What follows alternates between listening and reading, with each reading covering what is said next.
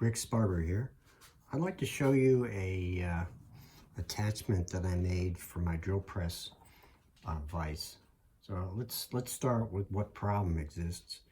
If I needed to drill that hole there in this piece of channel, then it goes into the vise. It's not too bad for clamping, and it would be, I could do it secure enough to drill that hole. But if I wanted to drill the flank of this channel, well, that's not so good.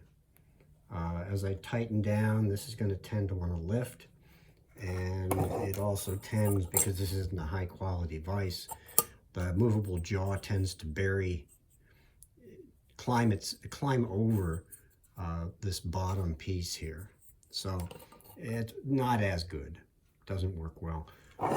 Secondly, this becomes a problem with this top surface being, as I push down, it tends to bend down, sort of like a diving board.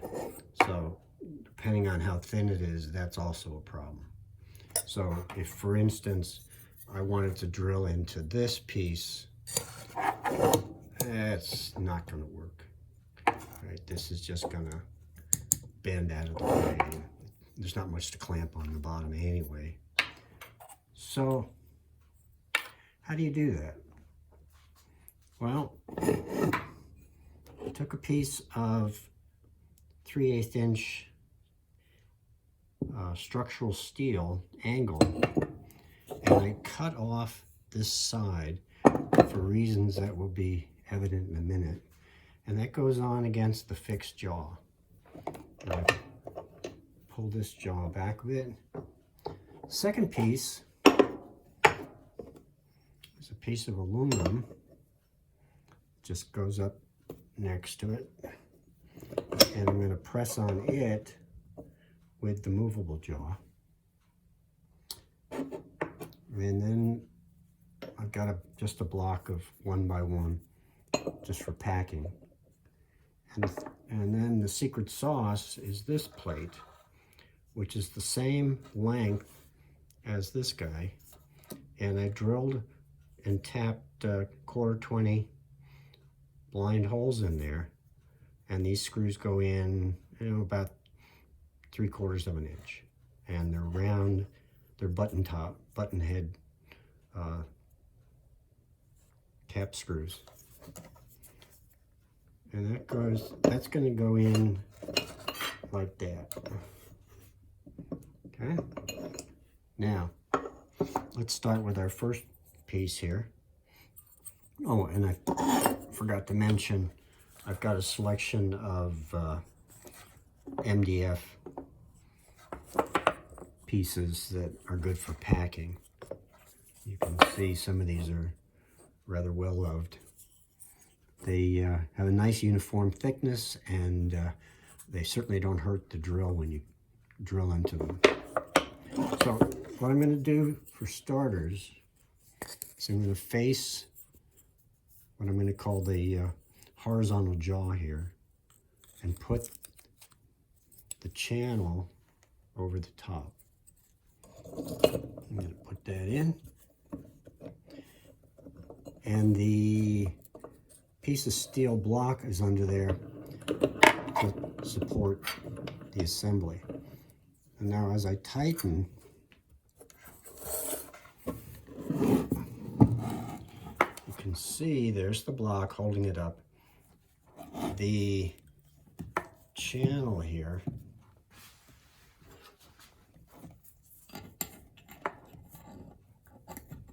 right there is free. It's not hitting anything. And I've got full access to the top of this flank, and it's in there pretty solid. So if I just, I'm hitting that pretty hard. It's not going anywhere. It certainly can take the force of the drill press. So I've solved that one. Take that out. Let's take a look at this guy.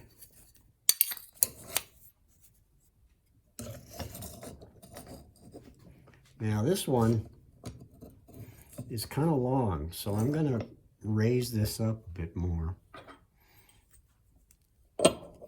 so that it doesn't hit the movable jaw. But otherwise, same idea. On there, nice and tight. And you can see that it's clear. Now I can move, I can move this block over, which probably would be good, because I want to support as close to the fixed jaw as possible. Oh, okay, there you go. Not the neatest, but it's good enough.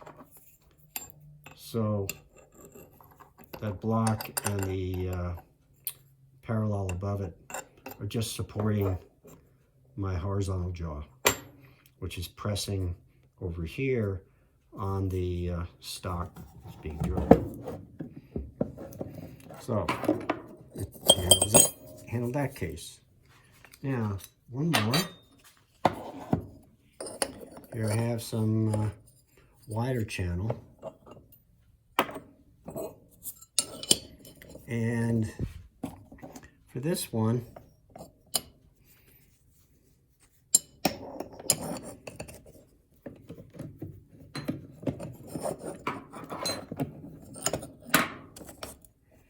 you can see there's quite a bit of space there. It's not a problem. I just stick in more of these pieces of packing.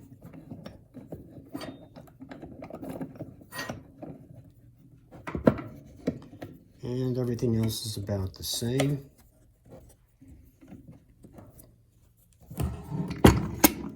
You can see that it's not, the other side of the channel is not hitting into the fillet. That's important. And this block here is just kissing it. So this piece of channel is also well supported, and I can again drill in the top here without any trouble. It's supported on the fixed jaw side, and it can take the vertical pressure from the drilling operation. So that one works. Now,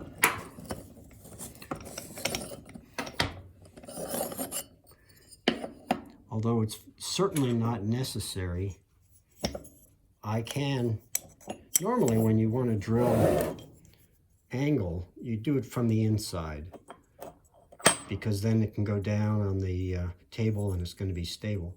But there are times when you accidentally or have no choice but to mark it on the outside of the channel. Well, not a problem.